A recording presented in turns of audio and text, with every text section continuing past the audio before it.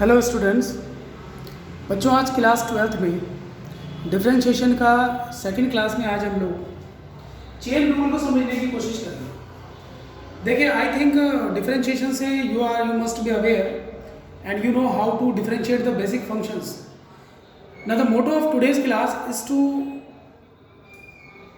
Tell you about the use of chain rule. देखिए, chain rule को मैं general फॉर्मूले से भी समझा सकता हूँ, बट मैंने सोचा यहाँ कुछ इलस्ट्रेशन से लेकर मैं आपको डिफरेंशिएशन का चेन रूल बता देता हूँ। तो देखिए, मैंने यहाँ पर कुछ सिंपल फंक्शंस लिए हैं, जैसे sine under root x, tan 2x + 3 cos square x + 1, और इन तीनों में ही हम चेन रूल कैसे अप्लाई करेंगे वो देखते हैं। तो let us begin with the first question. It is your sine under root x, so we write the derivative d/dx of sine under root x. तो देखिए, पहले साइन का as per the rule, as per the formula, sine का derivative क्या होता है? Cos.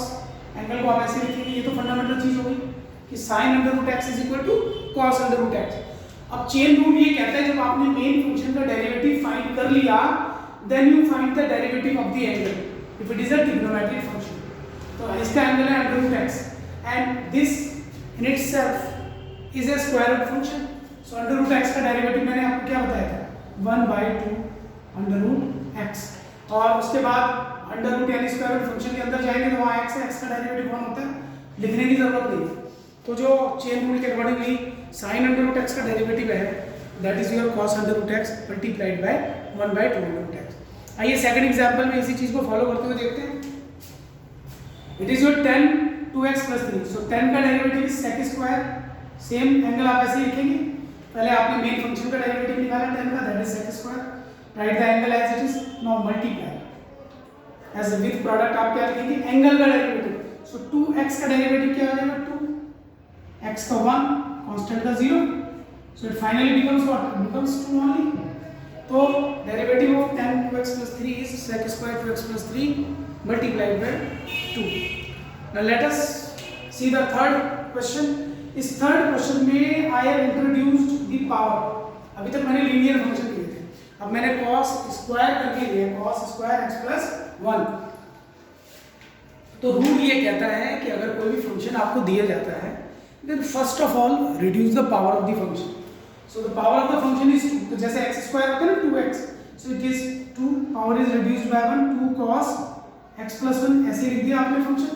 जैसे x square होता तो मैं 2x लिखता, ये cos स्क्वायर है तो मैंने 2 cos लिख दिया, एंगल ऐसे लिखा। अब आप फंक्शन का, ये फंक्शन आपका cos है, मल्टीप्लाइड बाय cos का हो जाएगा sin, एंगल को अभी भी ऐसे लिख दिया into, now you come to the angle is your x + 1, x का डेरिवेटिव 1, कांस्टेंट का 0, so it is multiplied with 1, so the derivative of this is 2 into cos x + 1 multiplied by sin x + 1 multiplied by 1, and trigonometry अगर आप use करेंगे तो this becomes your 2 cos theta sin theta. अगर इसे angle theta मान लेते हैं तो it is 2 cos theta sin theta, या ऐसे बोल सकते हैं 2 sin थीटा cos थीटा, और ये फार्मूला होता है sin 2 थीटा का, यानी एंगल को डबल कर देंगे 2x + 1। So this is my final answer and you have seen the differentiation of 3 functions using chain rule.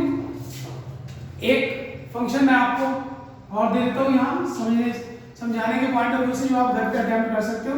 That is your, let us से 10 एंड इट इज योर 10